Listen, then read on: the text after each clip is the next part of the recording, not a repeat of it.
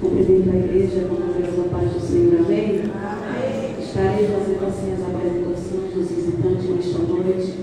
Peço que, quando eu chamar o nome de cada um, dê um sinal com a mão para que a igreja possa conhecer.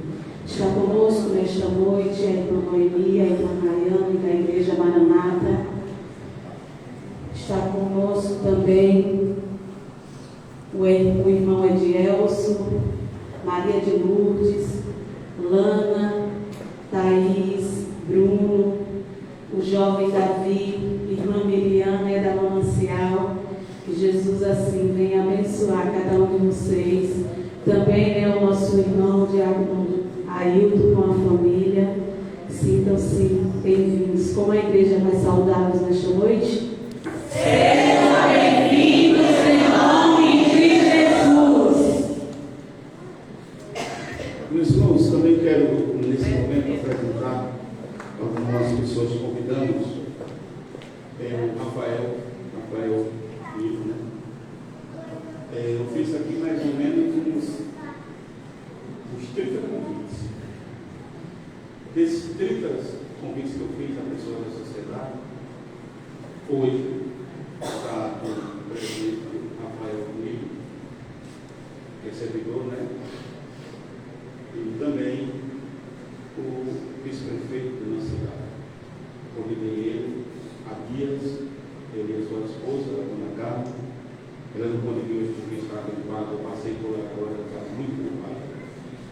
Eu gostaria que vocês ficassem bem por gentileza, o Rafael e o vice-prefeito. A igreja, como deseja saudar esses nossos convidados ilustres.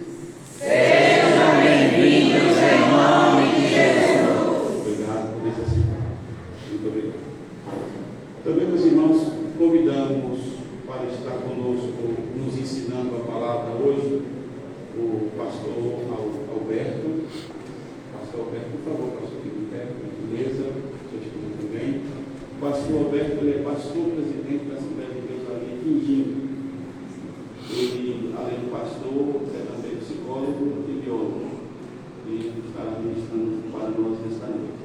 Juntamente com sua esposa, a missionária Cássia Santos, e também a bióloga, né? E também professora. Então, já ele é um funcionário do município, atua no CARCE, lá na cidade de Quindim. Então, são pessoas que têm já uma experiência de vivência profissional e ministerial, porque como pastor lida com as ovelhas e pessoas. Então, vamos saudar nossos convidados para palestrar nesta noite. Qual é o costume dessa igreja? Todos ficam como? Todos ficam como? Todos ficam como antes? É o costume da igreja. Sempre que o pastor convida o pregador, a igreja recebe o ilustre pregador de pé. Agora vamos dizer: Seja bem-vindo em nome de Jesus.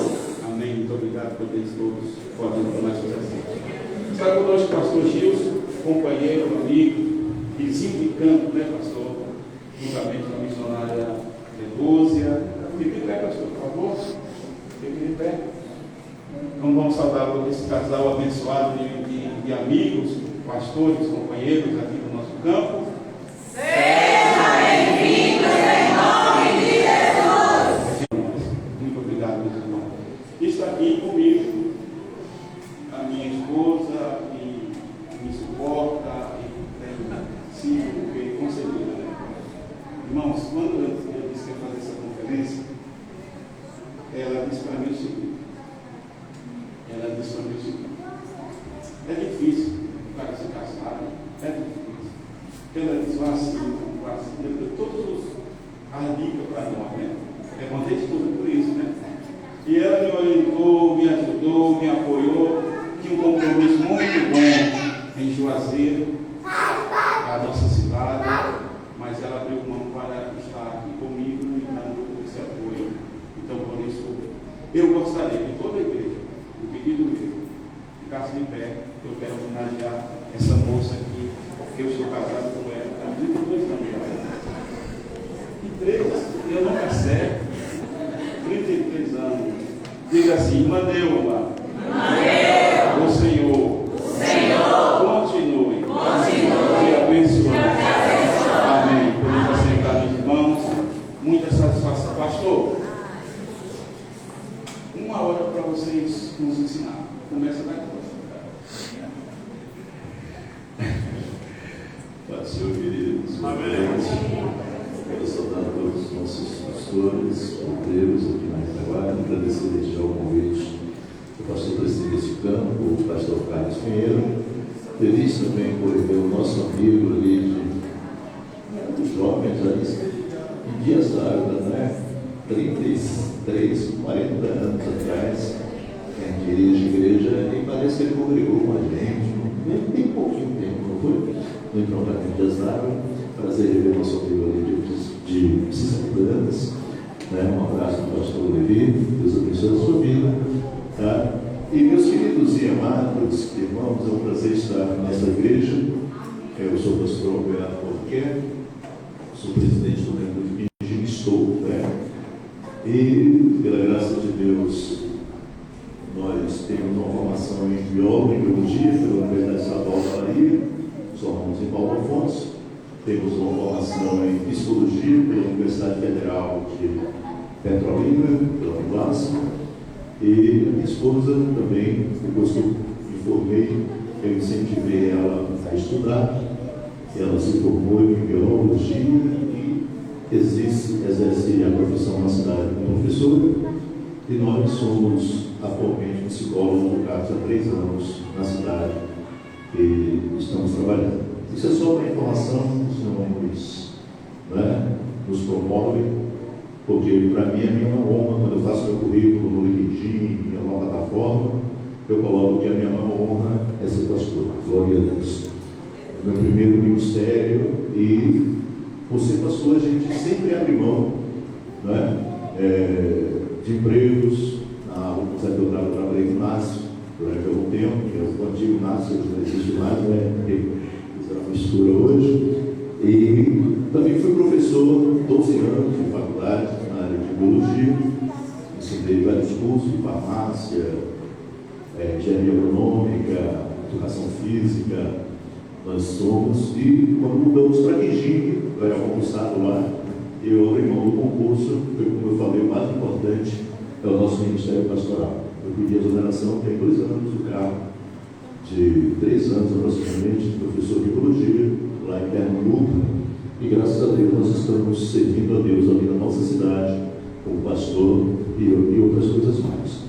Ele mandou, o pastor Carlos Pinheiro, mandou 2 temas, e como eu entendi que era palestra, a gente traz o material e a gente trabalha com palestra. Ele fala, pregador, eu sou pastor, gosto de ensinar. O pregador chega aqui, prego, vocês dão glória a Deus, e o fogo pega, o fogo pode pegar também, mas a gente vai trabalhar mais, né?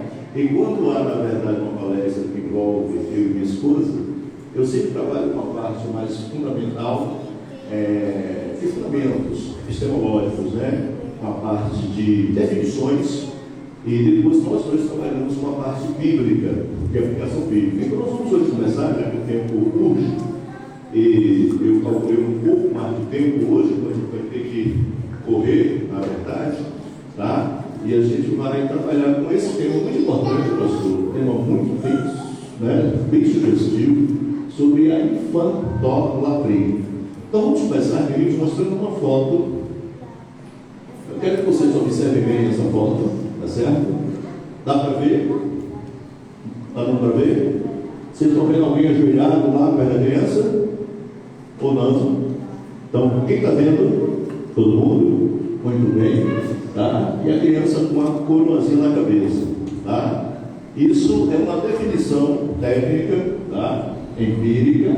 Se vocês quiserem ficar mais embaixo, não tem problema, vão ficar todos, na verdade, para ver. Tá bom? Então, a infantolatria é baseada nessa estrutura que vocês estão vendo. É um grande problema na sociedade, porque nós não temos mais controle de horário, de uso da tecnologia, não temos controle muitas vezes do que os nossos filhos estão vendo nas redes sociais.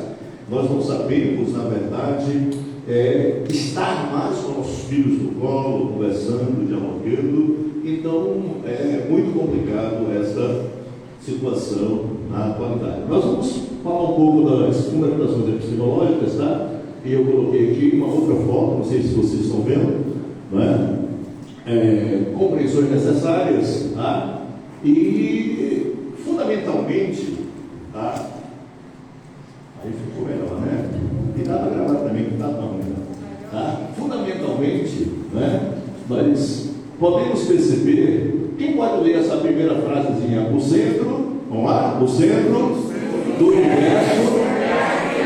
Pronto, essa é a fundamentação técnica básica da definição da epistemológica, não é, desse tema, tá bom?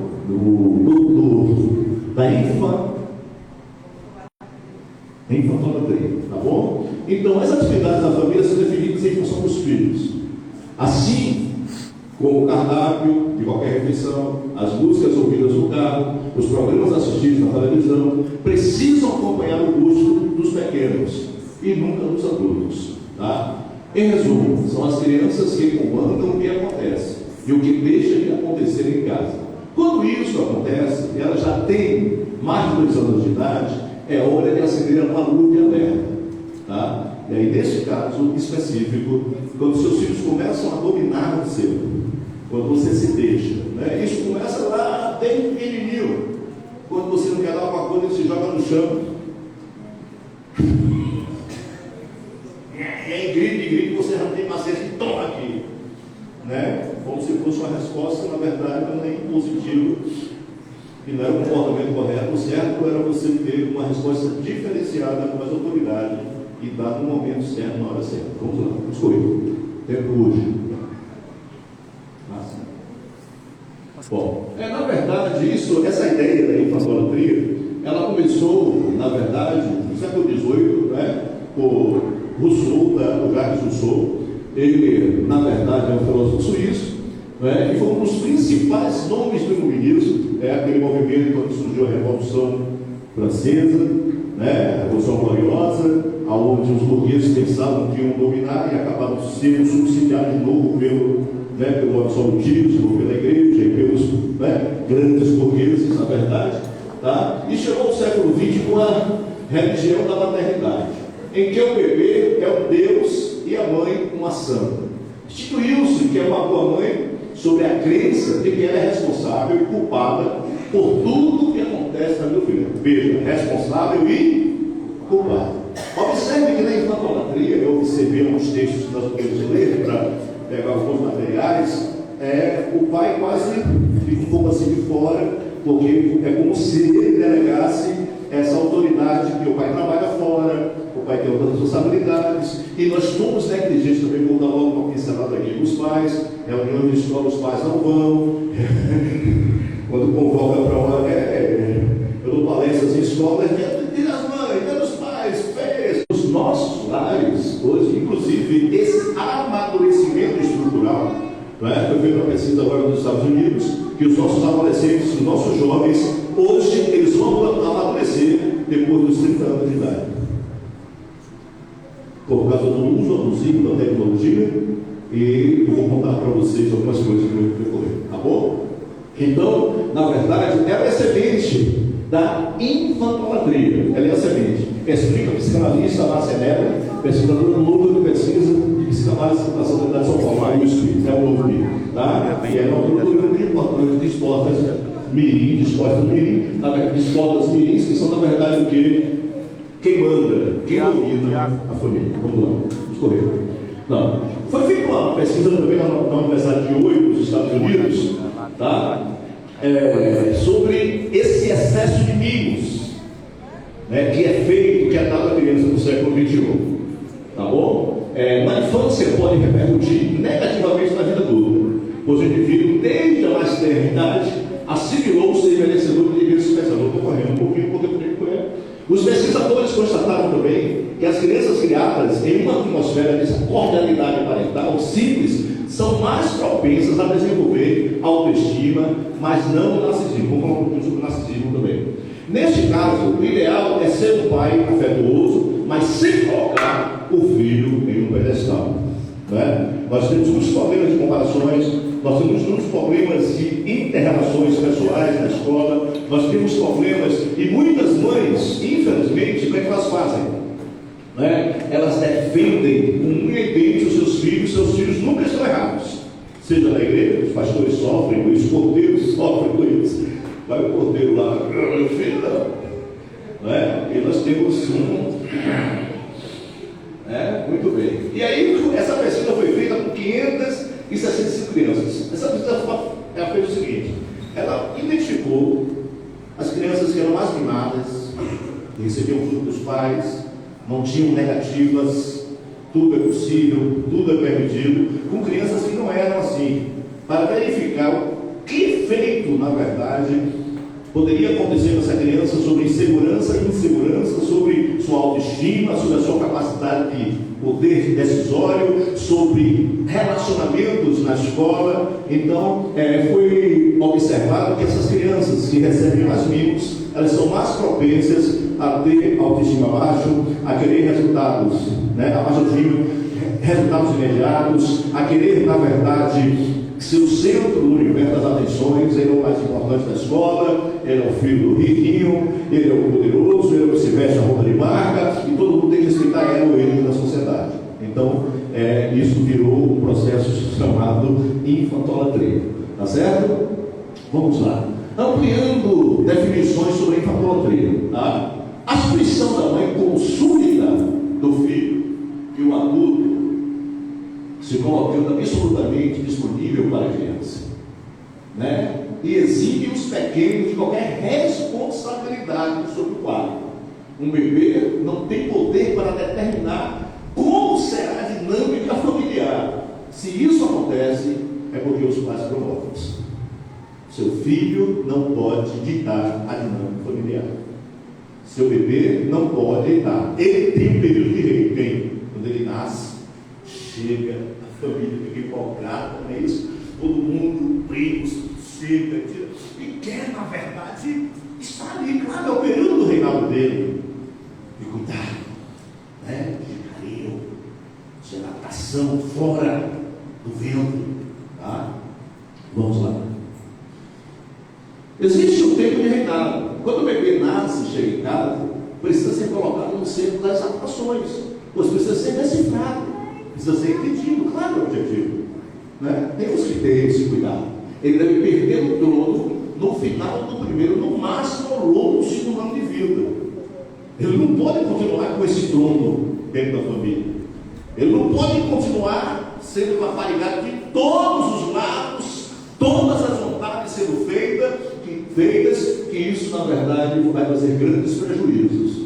Tá? Para entender que existe o outro com necessidades e vontades diferentes da dele. Então, a infantolatria, ela é muito perigosa, porque a criança passa a ser um rei, passa a ser o dono da tribo, passa a ser o patriarca no entendimento da tribo. É ele quem manda, na verdade. Tá? Em uma família com relacionamento saudável, um filho entra e tem que ser adaptado à dinâmica da casa, não a casa, a dinâmica dele. Tá? É a rotina dos adultos, afirma a psicanalista, a psicóloga que pegamos por base no nosso artigo. Tá? O que acontece? O que isso gera? Insegurança, segurança para alguns pais. Não é? Nós temos os pais que são protetivos e temos conflitos entre pai e mãe dentro de casa na criação de filhos.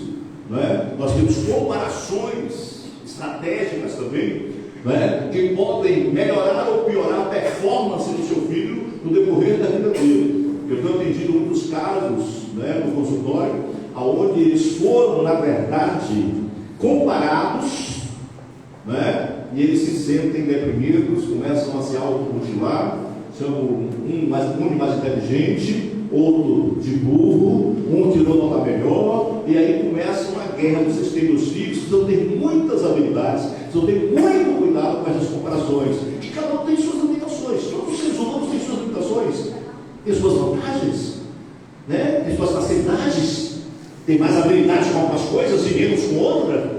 Não é? Então nós precisamos, como pais, ter uma percepção dessa situação. A maioria dos adolescentes, só tendo gente dos 12 que tem essa questão, dos 12 aos 90 e poucos anos. Lá. E o que é que acontece? Dentro desse processo, a maioria dos adolescentes de 12, 13, 14, 15, 16, eles têm problemas com a família. Eles estão no consultório, eu não quero culpar os pais, mas eles têm problema com a família. De automutilação, tentativa de suicídio, esquizofrenia, medo, depressão, TAG e outras propensões, demandas da psicologia das emoções. Tá? Então o que acontece? A mãe faz os vínculos, todos eles. A mãe pensa, eu estou treinando o filho para o futuro. Tá? Aí nós temos um outro problema, o pai não aprova. A mãe quer fazer certinho, só a ideia. Pode ser qualquer um dos envolvidos na criação. Ou o pai faz e a mãe não aprova, ou a mãe faz e o pai não aprova. Eu dei um exemplo aqui que eu peguei um exemplo, na verdade, do artigo. Quais os resultantes dessas duas atitudes? Vamos lá. Aqui nós temos um caso típico, tá? São dois, marido e mulher, todos dois são contadores, são técnicos de contabilidade, tá? São analistas contábeis, Paula Torres, né? Ela tem um filho chamado Luigi, tá? De 5 anos, e tudo o que acontece, tá? Entre os privilégios do garoto estão a definir o canal de TV, a ficar ligada, o dia, no fim de semana, que será servir a pizza do jornal. Esse garoto precisa tudo. Acho importante a criança se sentir amada, saber que suas vontades são relevantes para a família. Esse é o papel da mãe. Ela permite tudo para o filho domina toda a estrutura de funcionamento da casa em relação a alguns eventos necessários. Tá? O marido, tá? ela conta que o seu marido é também analista contábil, o Luiz Torres, ele não gosta muito disso e constantemente reclama que o filho é que mata demais. Mas bate o pé, a esposa diz, e defendo essa proteção. Quando o Luiz crescer, será mais seguro para lidar com os adultos, já que suas opiniões são levadas em consideração pelos adultos com quem ele convive desde já. Isso ela acredita. Passa o slide. Tá? Quais são os resultantes desse comportamento desse pai e dessa mãe? Primeiro, se o filho fica no nível dos pais, acaba criando para si uma falsa sensação de poder e de autonomia. Uma falsa sensação. Eles devem obter autonomia no decorrer da sua caminhada. Eles devem obter autonomia quando começar a andar, quando começar a engatear. Tem que deixar com umas retinhas, tem que deixar. Mas esse domínio não pode passar um pouco muito disso no decorrer, né, do seu crescimento. Que o momento mais adiante se traduzirá, tá? Acaba criando uma falsa sensação de poder e autonomia que no momento mais adiante se traduzirá em uma profunda insegurança, tá bom? Ele sentirá a falta de uma referência forte de segurança de um adulto em sua formação, porque ele aprendeu a ter facilidade em tudo. Na escola ele vai ter que fazer a prova sozinho. Na escola ele vai ter que se relacionar com os outros. Na escola ele vai ter que aprender, né, de dividir com os outros. E dentro de casa ele é quem manda, ele é o padrão.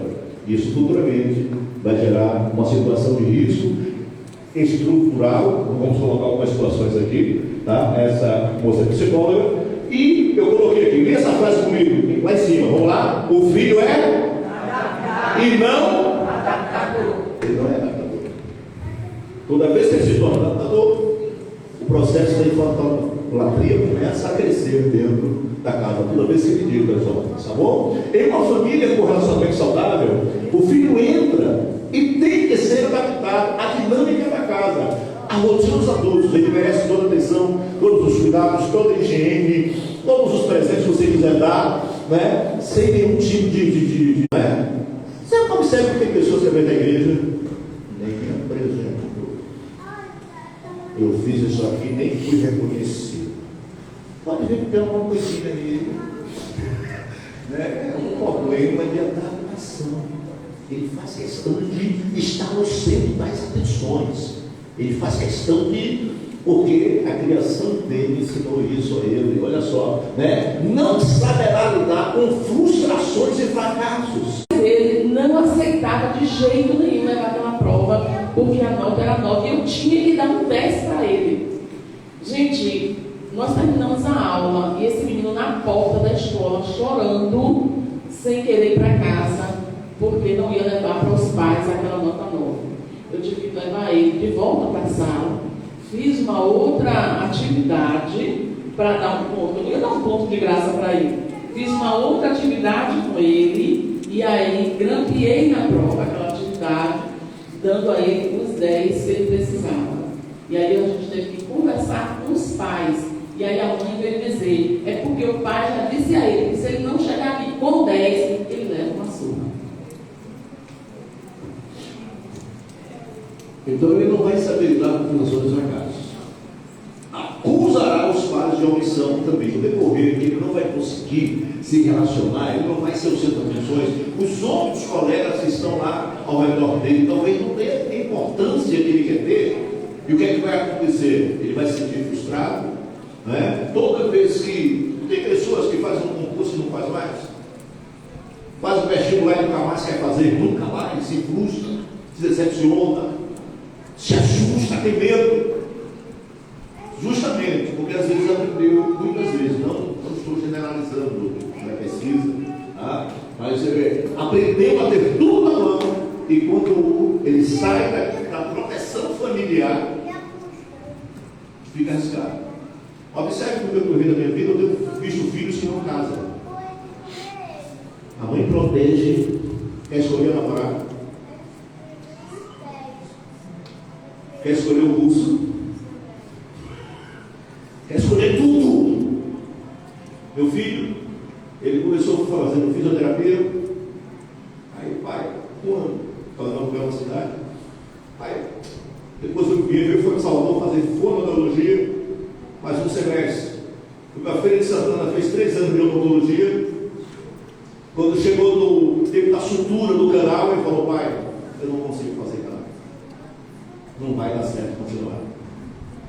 Eu já tinha gastado horrores só nos equipamentos de odontologia. Mas o que é que aconteceu? Deixei ele livre. Você quer fazer o que na sua vida, meu filho? Ele mudou de saúde para publicitário. Hoje está em São Paulo trabalhando, tem 25 anos de idade, ele está onde ele queria estar. Poder tomar decisões, deixar ele livre para decidir. Então, toda vez que ele é cerceado e essa questão dessa idolatria familiar cega ao filho, você pensa que ele vai ter autonomia, ele não vai ter autonomia.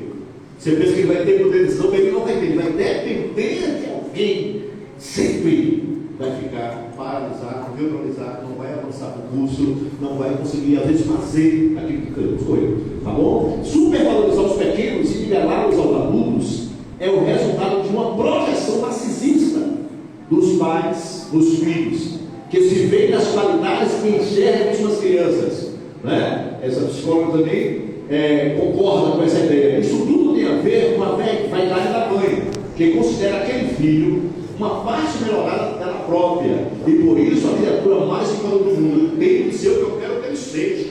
É meu filho, é minha filha. Não, se não for assim, eu não quero. Se você não fizer medicina, pai, vamos lá, né? Abrir a cabeça, né? Se ele não fizer isso, não serve. E você bota tanta pressão, daqui a pouco ela começa a se isolar, começa a se isolar, começa a se automutilar, começa a sentir crise de ansiedade, começa a não ter mais fome, começa a perder peso, começa a ficar no quarto escuro, começa a ter comportamentos estranhos, alguns ligam para as drogas, para o álcool, e você, mas o que eu fiz, meu filho? Porque muitas vezes nós não sabemos lidar com essa estrutura, não souberam criar, dar essa autonomia verdadeira aos seus filhos. Vamos correr?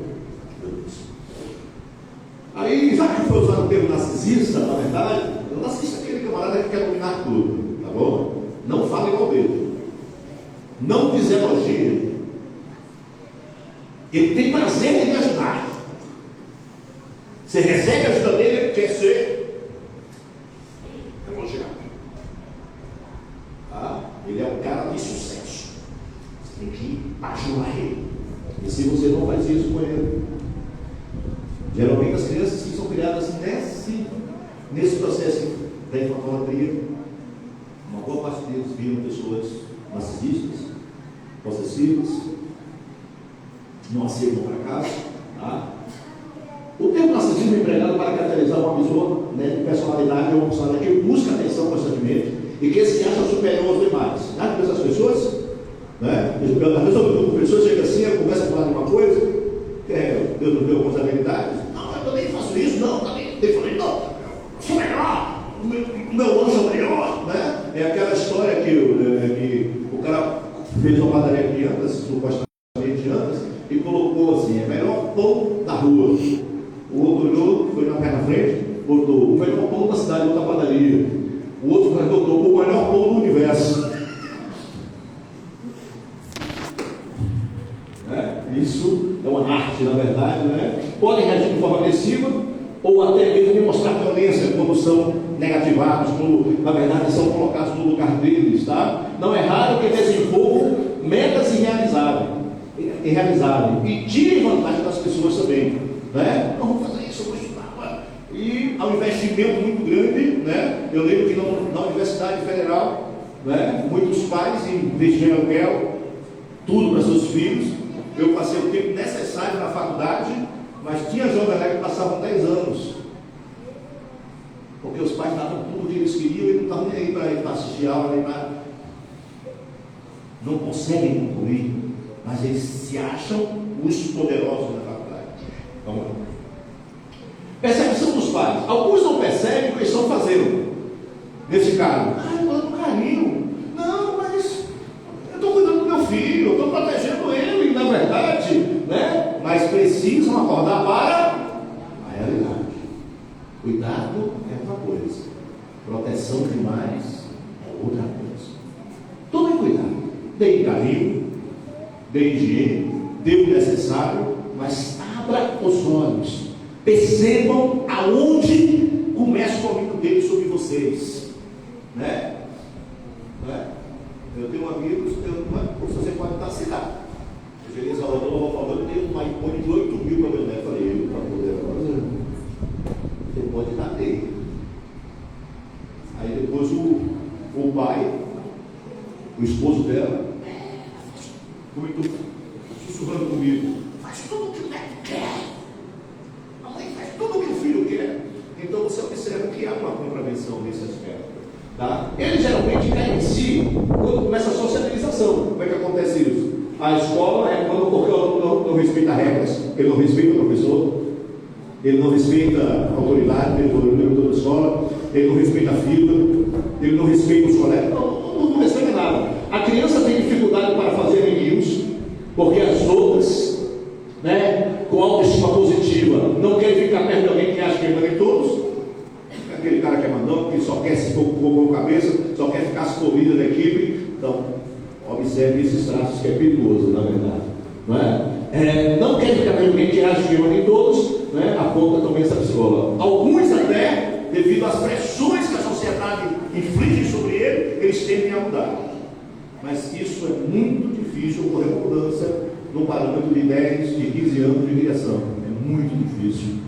Né? Precisa de tratamento, de acompanhamento psicológico, psicanalítico e assim por diante. Tá? Os pais comparam uma sociedade justa. É assim? Meu filho foi para a escola, chegou aqui machucado, chegou aqui triste, chegou aqui chorando. O professor, pronto, meu filho é que tem razão. Briga com o professor, briga com a direção, briga com o médico, briga com a enfermeira que está atendendo, briga com o porteiro da escola, né? E a mãe chega lá, sai do pau, pega até uma arma e tal, vai lá tirar de satisfação por causa do filho, da joia preciosa dele e o dela dos pais. No geral, ele será um indivíduo individualista, é só ele, é para ele, o egoísmo vai ser o centro das atenções dele. Vamos lá ver. E o casal como fica nessa guerra, na verdade? 80% dos filhos para separados sofrem com essa ligação parental, mas, vamos deixar isso lá de um pouquinho. Primeiro, mães que dão atenção muito aos filhos e esquecem que são casados. Pais que dão atenção muito aos filhos, esquecem que são casados. O filho vem em primeiro lugar do que a esposa, do que o esposo. Quem gerou foi vocês dois, vamos lá. E poderá gerar outros ainda, se quiserem. Tá? Então vamos abrir a cabeça um pouquinho desse aspecto, né? Some o casal desaparece. O marido e a mulher passam a ser o pai e a mãe só o pai e a mãe não são mais um casal. E esse protecionismo, ok? Né? E se em casa a mãe é a santa, o filho é o Deus. Hoje tem muitos materiais aí que você vê um incentivo à revolução da adolescência, a falta de obediência dos adolescentes, dos filhos aos pais. Os pais também dão liberdade demais aos filhos. Então existe um questionamento aí, tá? E em atualizará para o infante, né, esse reinado, quer dizer, essa sociedade. Nenhuma criança nasce folgada, ela aprende a ser. Então, é só um resumo da infantolatria. Vocês viram quão grave, quão complicado. E se você é um pai que está começando a perceber esses traços, que seu filho está começando a não, vai assistir isso, não, vai dormir 10 horas não vai dormir 10 horas não, eu vou dormir a hora que eu quiser, deixa ele com o celular a noite toda, de madrugada, não sei o que é que eu faço, pastor, com esse menino, oh meu Deus, não fez antes, vai fazer agora.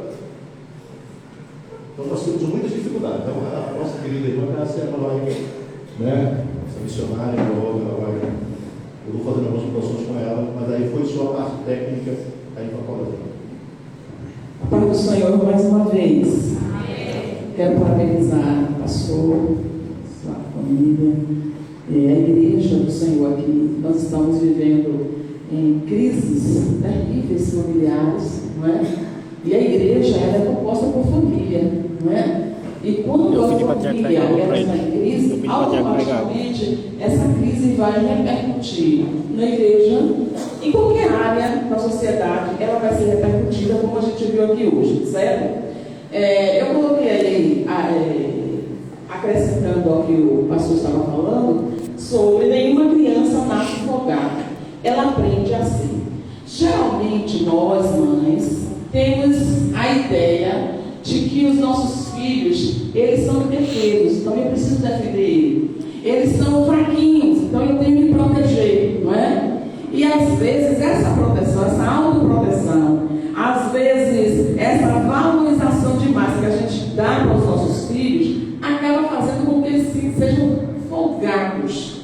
Já viu filhos que acordam a hora que quer, a mãe se acaba lavando, passando, cozinhando, e eles vão ficando adolescentes e ele acha que a mãe ele tem que fazer, né? Esses dias a minha filha, meu esposo, eu tinha saído, né? Quando eu cheguei, ela estava falando, mãe, pai estava lavando os pratos, e eu falei, e o senhor está lavando os pratos de mãe? Pai disse, mãe, que os pratos não é da senhora não, que os pratos é meu, da senhora e dele também. Eu disse, está certíssimo, eles estão lavando os pratos da casa. Os pratos não são meus, os pratos são nossos, nós comemos, nós, não é? E aí, gente, a criança se torna folgada justamente porque a gente ensina a ela a ser folgada. Quando a criança está com 1 ano de idade, 2 anos, ela já tem que aprender a guardar seus brinquedos. Aí a gente passa na sala, está cheio de brinquedo. Aí a gente, mãe, tem essa mania, né? De sair, meu Deus, esse menino também, aí vai. Não, arranje uma caixinha e ensine a seu filho que depois de brincar, ele vai pegar tudinho e vai guardar, colocar no seu devido lugar. E não a gente. Aí essa criança, ela sabe que se ela bagunçar, o que vai fazer? Mãe, ela tem quem faça. Então, ela não nasce folgada. E a gente tem forma essa criança folgada. Cabe aos pais delegar ao filho tarefas que ele seja capaz de cumprir. Não estou dizendo aqui que a gente tem que pegar nossos filhos e botar para trabalhar e tem que fazer. Não. Serviços, atitudes que ele tem a capacidade de fazer, de cumprir. Não é? Eu acho lindo aquela passagem de Jesus, quando Maria e José, depois que voltaram da festa, chegaram no meio do caminho, cadê Jesus? Cadê nosso filho? E aí vão procurar, não estava no meio deles, aí voltaram para Jerusalém. Quando chegaram lá, o que é que Jesus estava fazendo? Com 12 anos de idade, ensinando no meio dos outros. É preocupante para a mãe? É, mas no fundo, que orgulho, né? O meu filho não estava roubando, o meu filho não estava batendo em ninguém, o meu filho não estava encrencado em alguma situação, o meu filho estava ensinando a palavra de Deus. Olha lá, certo? Então, ninguém mostra fora da família aquilo que já não tenha mostrado em casa. Concorda? Às vezes a gente delega aos nossos filhos certas situações que recentemente aconteceu um fato na escola. Eu sou professora do 6º ou 9º ano, professora de ciência, e uma mãe chegou em casa na escola, porque meu filho chegou em casa chorando, que disse que o colega fez e aconteceu e tal. Aí a diretora disse, ô mãe, entre aqui, a gente tem aqui o vídeo, a escola tem os vídeos, e a gente vai assistir para ver quem foi que bateu, quem foi que fez e tal. Quando vai assistir, à medida que está passando para achar a parte que o filho dela disse que apanhou, ela começou a observar o filho dela dentro da sala de aula. Um menino é inquieto, ele não para. Gente, tem hora que a gente tem que dar uma chegada assim nele, sabe? Sério. Ele não respeita a colega, ele levanta e vai ao banheiro de qualquer jeito. Quando ela começou, até chegar a parte que ela queria ver que o colega bateu no filho, ela começou a baixar a cabeça e disse à diretora, não passa nada não. Eu já vi que realmente ele é culpado. Porque às vezes a gente quer defender uma coisa que a gente não sabe. O menino, ele realmente é imperativo. Então, ninguém mostra fora da família aquilo que já não tenha feito em casa. Pais que desautorizam-se um ao outro na frente dos filhos, perde a autoridade. Já viu o pai? Quer ver uma coisa? O filho vai, pai, eu quero ir ali, se eu deixo, peça a sua mãe. A criança fica perdida. Mãe, deixa eu ir, peça ao seu pai. Ele fica, e eu vou pedir a quem? No meu caso, que os avós foram longe. Eu tenho uma filha de 13 anos de idade. Vai pedir a quem? Se o pai joga para a mãe, se a mãe joga para o pai. Vai dormir. Não, deixa a menina, deixa ficar um pouquinho mais. Não vai para tal lugar não. Não vai, pai. Toma aqui o dinheirinho, vamos.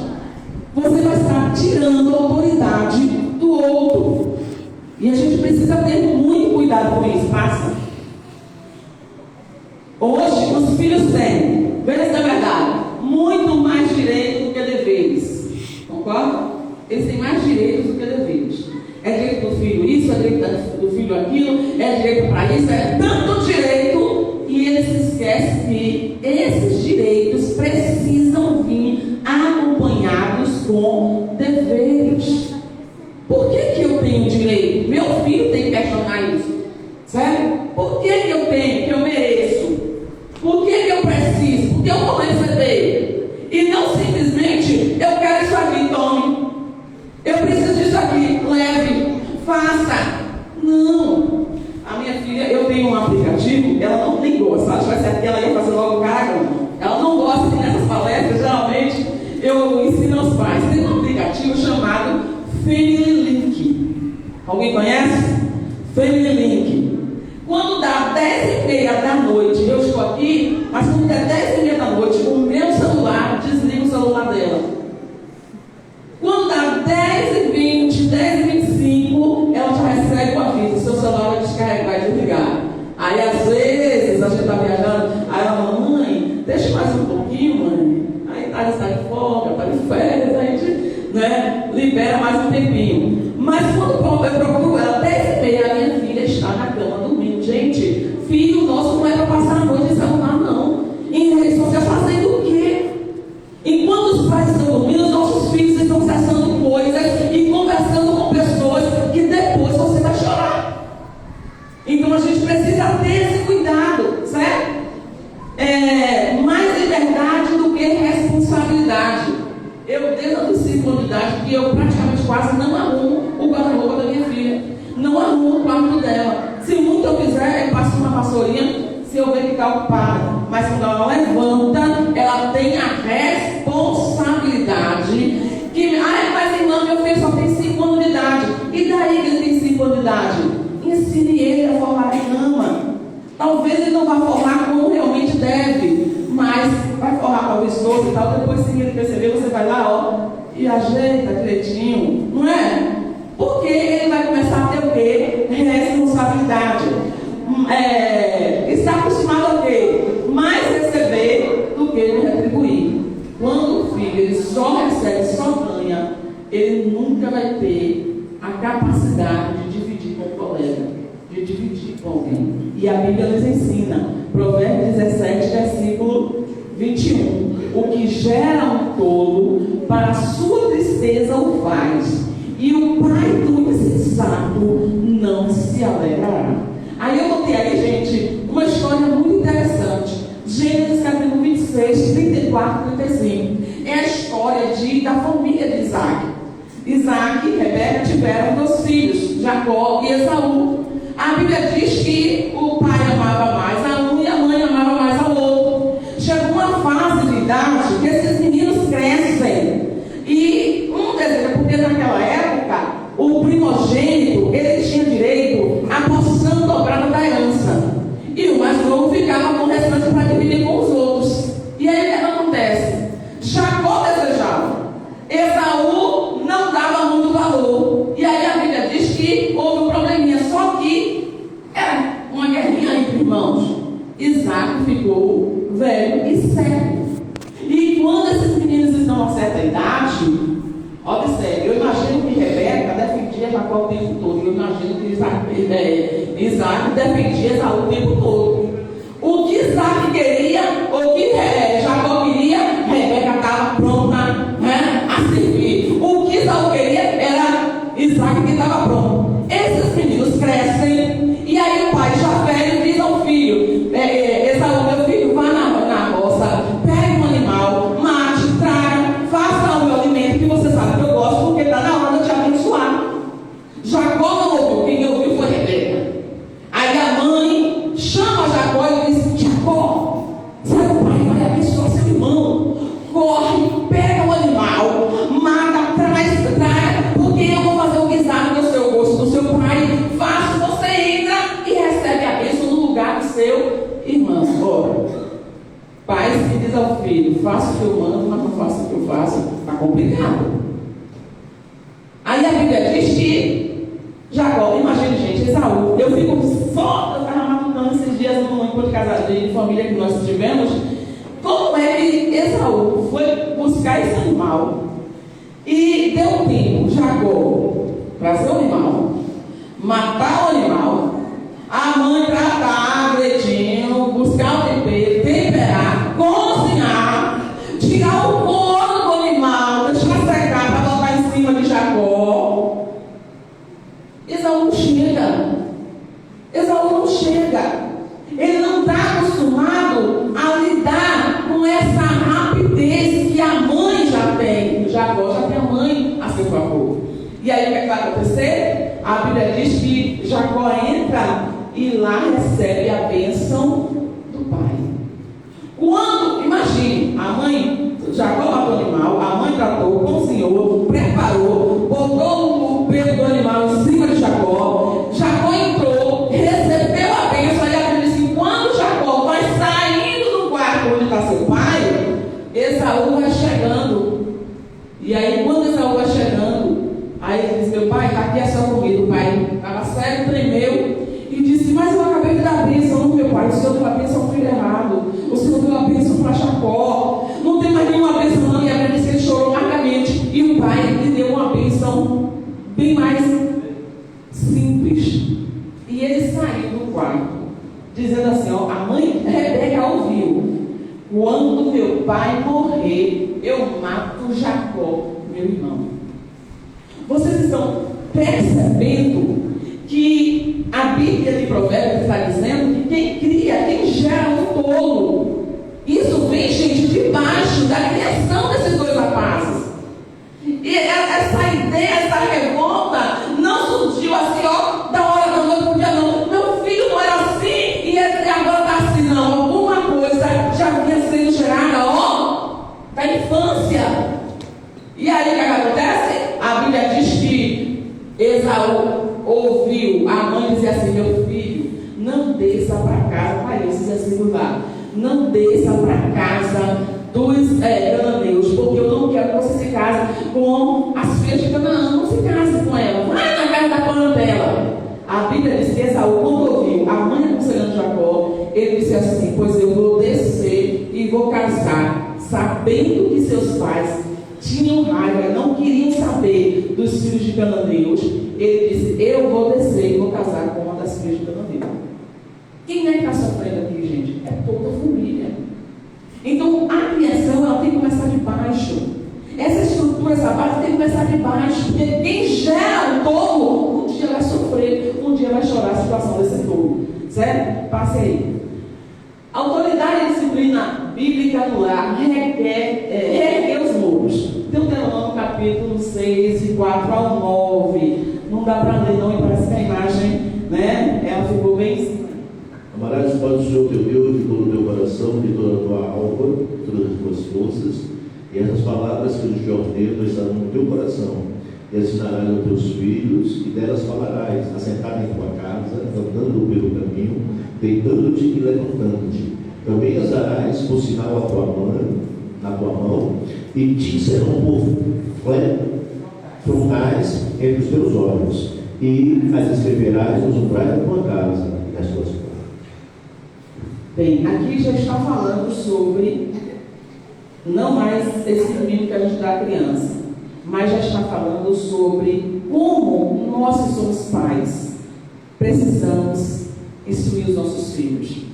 Todo judeu, 5 anos de idade, com 5 anos de idade, já sabe de cor o Torá, de cor. E muitos deles, várias vezes, eles repetem o Pentateuco, que a gente chama Pentateuco, que são os 5 primeiros livros, eles sabem de cor com 5 anos de idade. A gente não ensina, não mostra aos nossos filhos, não lê mais a Bíblia para os nossos filhos. Gente, eu sou filha de pastor, e eu cresci com o culto doméstico em casa. Os meus pais me levavam para o centro de oração. E quando eu não ia para o centro de oração, eu e umas 4 irmãs minhas, 3 irmãs minhas e uma prima, a gente fazia culto doméstico em casa. E quer saber? Jesus batizou nós 4 com o Espírito Santo, brincando de igreja em casa. A gente cresceu com o culto doméstico. Hoje, os filhos querem ouvir uma historinha e se deitam na cama e a gente conta tantas historinhas, quando a gente podia usar a Bíblia, para contar aos nossos filhos a palavra de Deus. Eu me lembro que uma vez eu fui orar com meu filho na hora de dormir, contei uma historinha, e aí cheguei para ele e disse a ele, vou chegar lá que tá bom. E aí disse para ele, vamos orar. E aí eu comecei a orar, a oração, Ave Maria, cheia de graça. Aí ele botou a mão na minha boca e fez, mamãe, a gente não ora Ave Maria não, a gente ora Pai Nosso que está nos céus, né? Santificado, respeitando as pessoas que fazem, mas não é o nosso costume fazer esse tipo de oração, né? E aí, ele na hora, por quê? Porque ele já tinha aprendido como era nosso tipo de oração. Então, gente, os nossos filhos aprendem com a gente. Eles vão fazer o que a gente faz com eles, certo? Então, passa aí. O conselho é você colocar no coração do seu filho, na vida do seu filho, a palavra de Deus. E não é só quem é crente, não. A Bíblia católica, não é? É a palavra de Deus, está lá. É a mesma Bíblia que a nossa. Existem alguns livros a mais, mas é a mesma Bíblia que a nossa. O que está aqui, está lá. O que é que custa você pegar histórias bíblicas para instruir o seu filho? Uma coisa interessante, eu coloquei esses nomes aqui, e ela já falou sobre a questão de Jacó, de Isaac e Esaú, não é? Aqui vocês observam o seguinte: Adão, ele tem problemas na questão dos filhos. Caim matou Caim. Isaac, ele tem problema na questão dos filhos. Houve uma guerra familiar, não é? Eli, ele cuidou da sua espiritualidade, mas os seus filhos não conseguiram trilhar o seu caminho, não conseguiram salvar os seus filhos, não é? Samuel, do mesmo processo. Então, eu não quero que você se decepcione também com o pai. Você precisa fazer o que tem que ser feito com os seus filhos. Você tem que ensinar eles a orar, a Bíblia. Você precisa, na verdade, trabalhar, dar educação, se você não for evangélico, dar educação da maneira melhor que você puder, tá? Você vai observar. E o próprio Davi, na família de Davi, teve tudo. Teve usurpador de todo, teve escândalo sexual, teve morte entre irmãos, né? Então, houve um distúrbio familiar muito forte. Então, nós não somos as melhores famílias do mundo. Nós não estamos isentos de sofrer alguma situação de risco com os nossos filhos, de criar o Evangelho e depois de sair para o lugar que Deus, na verdade, nos protege nos 4 dias. Mas o que fica aqui é que faça a sua parte. E vamos adiantar aqui. Dessa vez enfrentados pelos pais, esses desafios, né, durante esse processo de educação, né? Disposição para mudar. Às vezes a gente não quer mudar, a gente se acomoda, está tão bom criar assim que a gente se acomoda. Mas reconheça onde eu estou errando. Como eu posso melhorar? Como eu posso mudar? Certo? Abrir mão do comodismo. Está tão aqui. A menina errou, o menino não fez. Como o pastor falou, né? A gente tem uma reunião de pais, tem um pai apenas, que toda reunião está lá. Mas os outros pais, agora enche de mães. Mas tem um pai que não falta lá. Certo? Então, assim, mudar da incredulidade. Tem muitos pais que já não acreditam que o filho pode ser melhor. E aí desiste. Quantos pais desistem, né? O filho entrou nas drogas, desiste de lutar por esse filho. Os filhos tomaram uma decisão, escolheram uma outra opção. Enquanto os pais botam para fora. Gente, é nessa hora que nossos filhos precisam da gente. Precisa se sentir amado. Meu filho hoje mora em São Paulo e todos os dias a gente conversa e eu digo a ele: meu filho, aconteça o que acontecer com você. Você tem pai, você tem mãe, você tem casa, corra. Você não é um menino sem dor. Ele tem que se cuidar, trabalha lá, vive bem, graças a Deus. Mas eu quero dizer uma coisa: eles precisam da gente. Meu filho hoje está afastado do evangelho. Mas eu estou sempre conversando, sempre mostrando, lembrando a ele, animando para ele vídeo de quando ele cantava na igreja, para que ele se lembre que ele teve uma educação, uma instrução, e que a gente ainda espera e acredita nele. Acredite no seu filho, acredite, certo? E aí, sinalizar os caminhos que eles esperam que os filhos sigam. Às vezes você não mostra para seu filho o erro. Às vezes a gente fica esperando que a escola ensine o que é errado para os nossos filhos. Às vezes a gente espera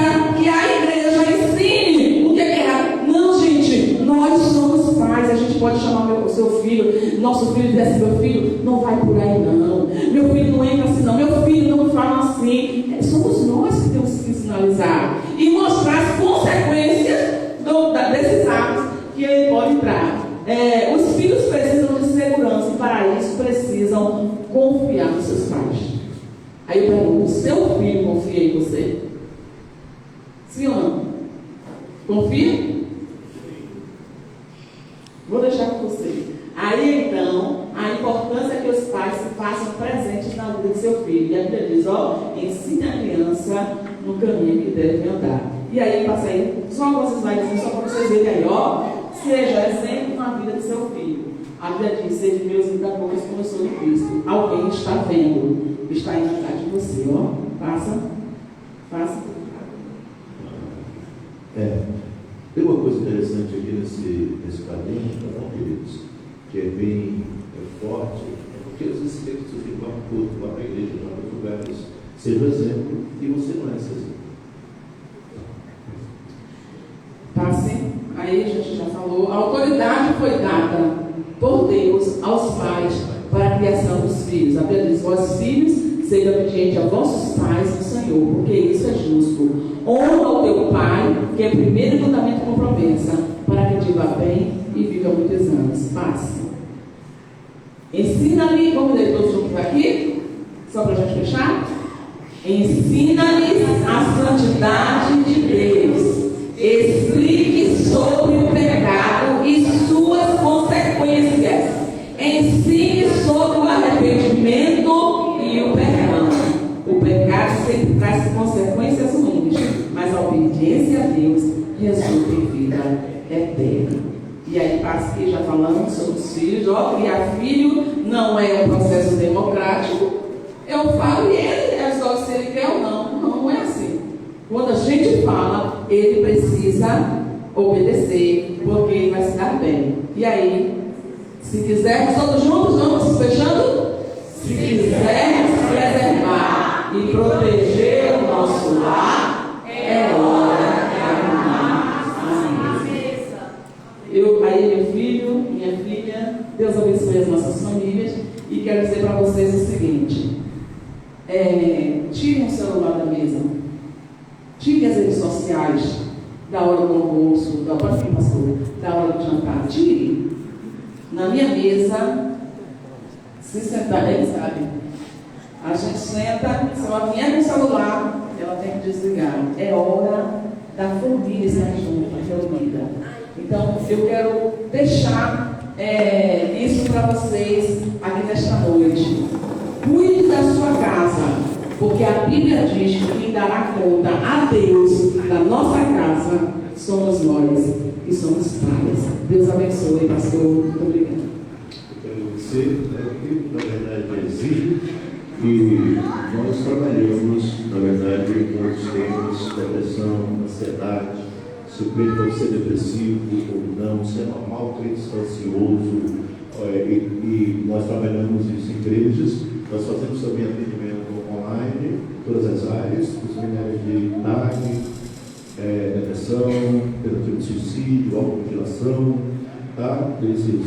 Nós trabalhamos com isso e estamos à disposição da igreja. Uma palestra dessa é muito complicada, porque a gente precisa de uma estrutura melhor de dentro. Eu costumo dar palestras e uma hora para nós fica muito ruim, porque a gente, na verdade, tem dificuldade de exiguir. Portanto, ter um assunto desse é muito importante, realmente é muito relevante para a igreja. A gente resumiu muito o material, até não fez um enxugamento, mas é para Deus, pastor Carlos Pinheiro, e que Deus abençoe vocês. E muito obrigado por tudo, viu, queridos? Tá bom, pastor Carlos, muito obrigado. Irmãos, quem poderia aplaudir essa palestra?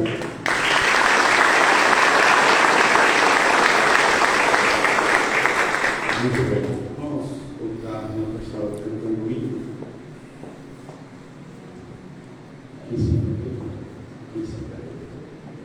Depois eu pedi para que os diáconos retirem os corpos que estão no altar. Os corpos.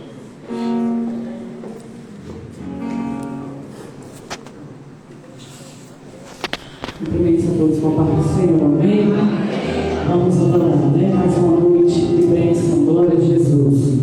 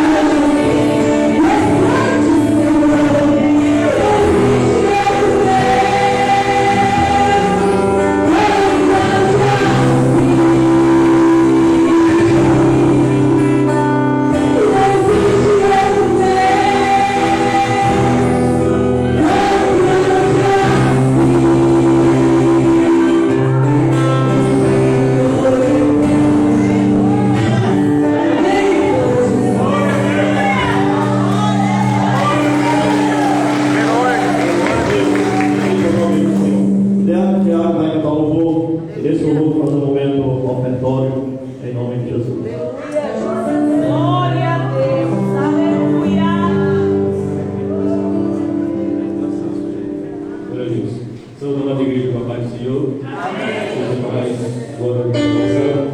Vamos adorar o Senhor.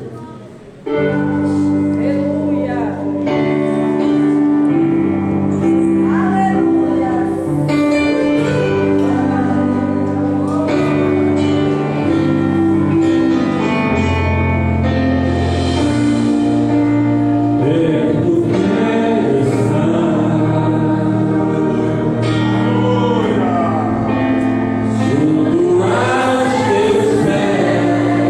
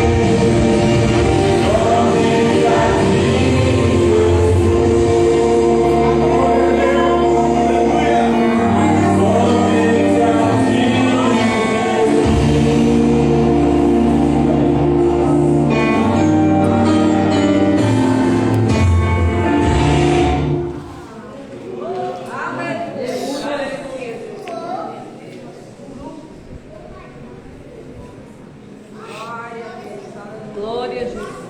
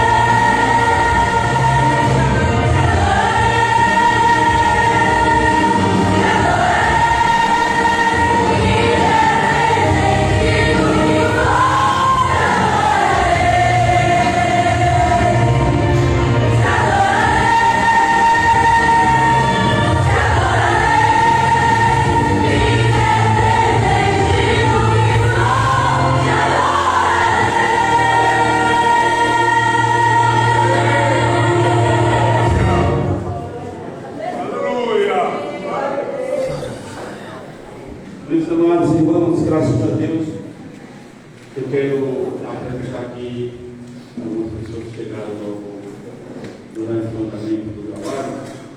Nossa primeira dama, Maíra, que está aqui. Fique de pé, irmã, por favor.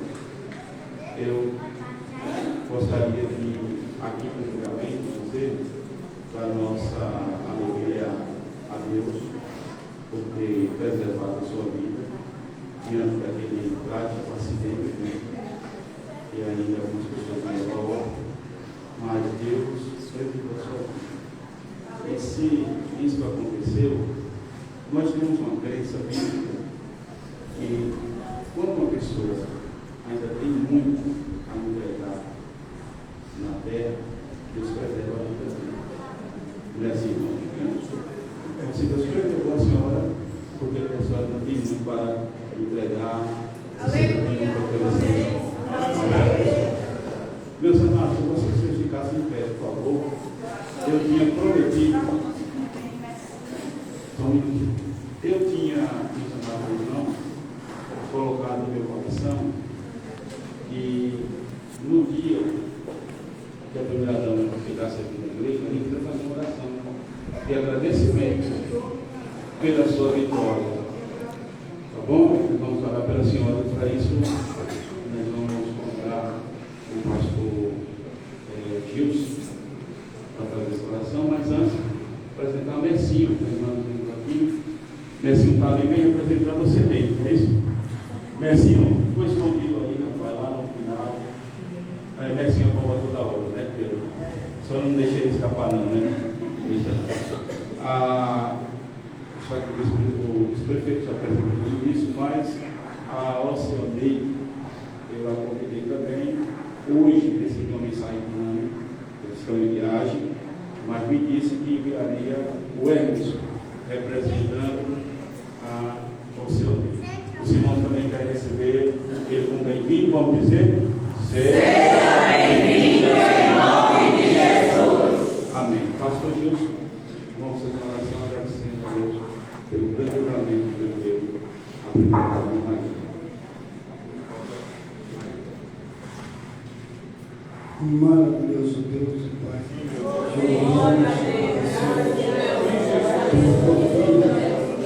após ter visto tuas mãos, misericórdia, que preservaste, dando livramento para a glorificação na tua casa, para o dia presente, pressionar filho de Jesus, abra o entendimento para pessoas.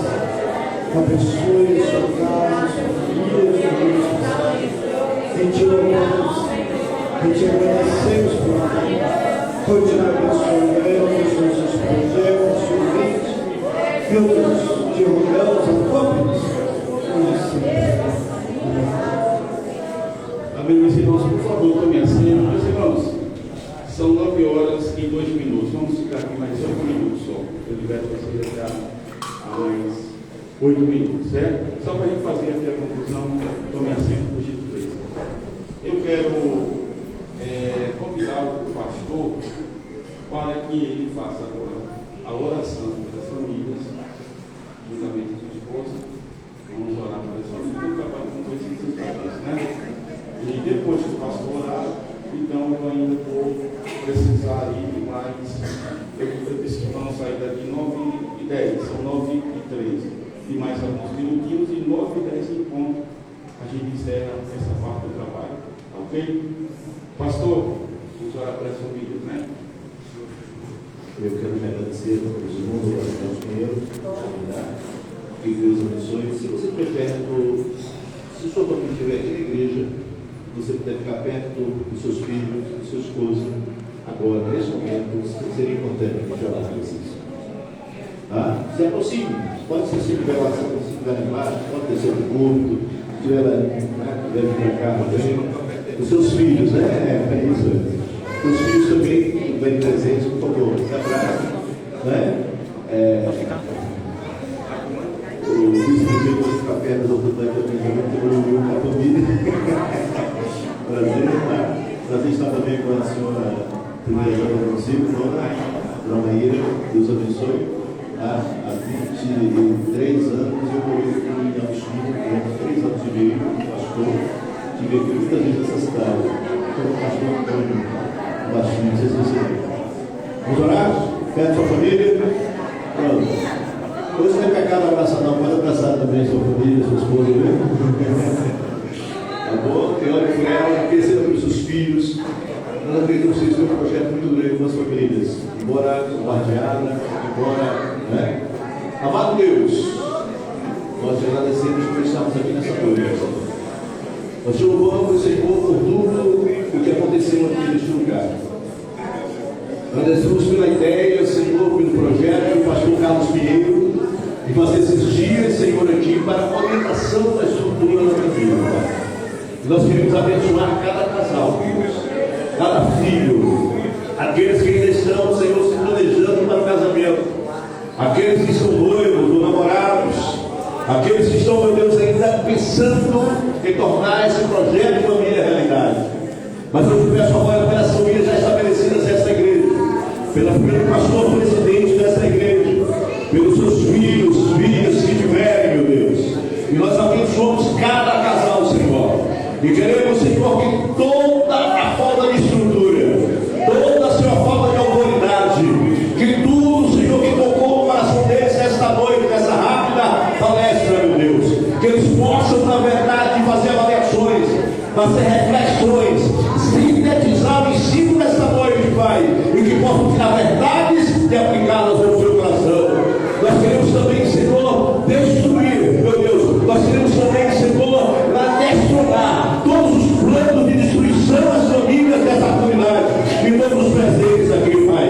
Sabemos, meu Deus, que nosso inimigo tem planos ativos contra as famílias, mas em nome de Jesus, quero neutralizar, Senhor, que os nossos filhos retornem os seus caminhos, que as drogas não alcancem, Senhor, que a prostituição não alcance, Senhor. Ó Deus, que uma graça poderosa proteja para lá da violência, meu Deus, dos assaltos, meu Deus, dos homens maus, meu Deus. E agora, pois, Senhor, protege a mente das pessoas, dos nossos filhos, protege a mente das nossas esposas, protege a mente dos maridos, protege a mente, meu Deus, de todos os que fazem parte, Senhor, da família aqui nessa cidade, Pai. E de todos os projetos que o inimigo tinha, de destruição em massa da família nessa cidade, caiu por terra. Dá autoridade no nome de Jesus. Resolve os conflitos, dá paz aos casamentos, dá nova estrutura, dá autoridade para os filhos. E nós abençoamos, Pai. Nessa noite agradecemos por estar aqui com essa igreja, em nome de Jesus.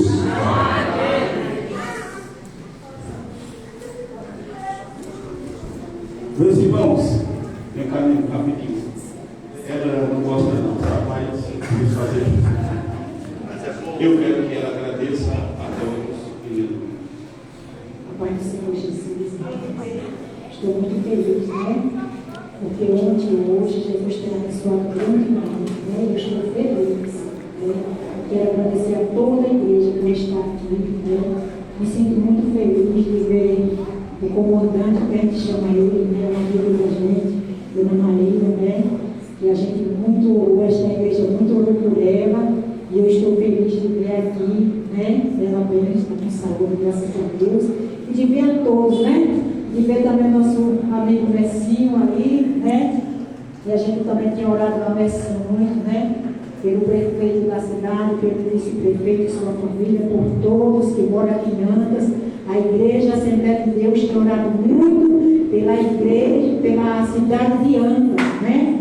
E eu creio que Deus tem um projeto muito lindo nesta cidade, vai continuar o projeto de Deus nessa cidade, porque Antas é do Senhor Jesus. Meus irmãos, vamos já encerrar. Nós temos 2 pedidos de oração que chegaram para nós. É uma pessoa que está precisando muito da intervenção de Deus, porque tem coisas que a medicina não faz, né? Só Deus querendo ele intervir. É a filha do pastor que foi atropelada, pastor Pedro, foi atropelada por uma moto, está gravíssimo na UTI. E o outro pedido é de uma senhora está fazendo tratamento de quimioterapia, está precisando das orações. Então vamos fazer essa oração. Depois dela, a bênção apostólica do trabalho está encerrado. Desde já agradeço a todos, mais uma vez, em nome de Jesus. Amém? Para fazer esta oração, eu quero convidar, geralmente as mulheres têm mais velhas que nós, mais velhas que eu sou. Os homens são racionais demais. Por isso, respeito a mulher. Porque o homem é muito racional. Até para orar. Se eu for orar aqui, você vai pensar que eu estou dando um pequeno relato de teologia. Um raciocínio lógico. Mas a mulher não, ela pode ter um sentimento mais.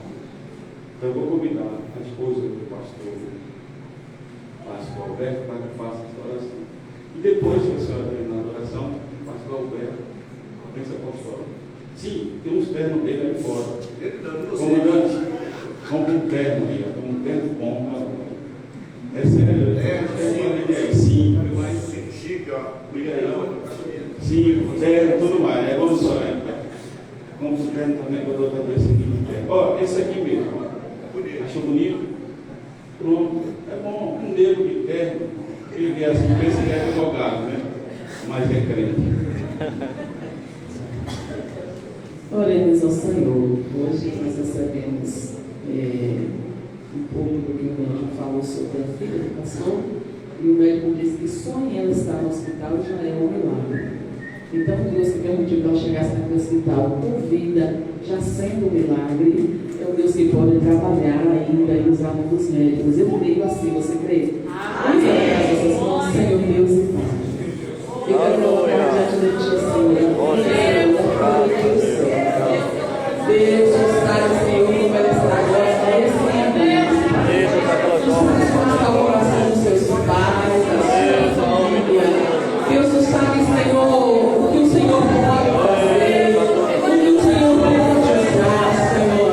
E eu te peço agora, Senhor, a intervenção divina sobre, Senhor, aquele hospital, sobre a vida daquela menina, Senhor. Deus, os teus pais creem, nós cremos, e por isso estamos intercedendo a Ti. Estende a tua mão, Senhor, sobre aquele cego. Deus, a porrada que ela recebeu naquela cabeça, Tu és um Deus poderoso para estender as tuas mãos e fazer muito mais do que aquilo que pedimos ou pensamos. E é por isso, Senhor, que nós te pedimos, estende as tuas mãos e faça um milagre acontecer na vida daquela menina. Pai, eu te peço por essa senhora, essa pessoa que também está, Senhor, com essa enfermidade. Tu és um Deus poderoso e nós cremos no poder do milagre. Tu és um Deus que reverte situações. Tu és um Deus que aterra 50 mortos. E por isso nós cremos que Tu estás, Senhor, estender as tuas mãos e o milagre vai acontecer para a glória de Deus, Pai. Obrigado por tudo, em nome de Jesus. Que o grande amor de Deus, a graça de Jesus Cristo, a comunhão e as consolações do Santo Espírito de Deus seja com todo o povo de Deus, a nossa terra e aqui também, de agora e para sempre, todos digam.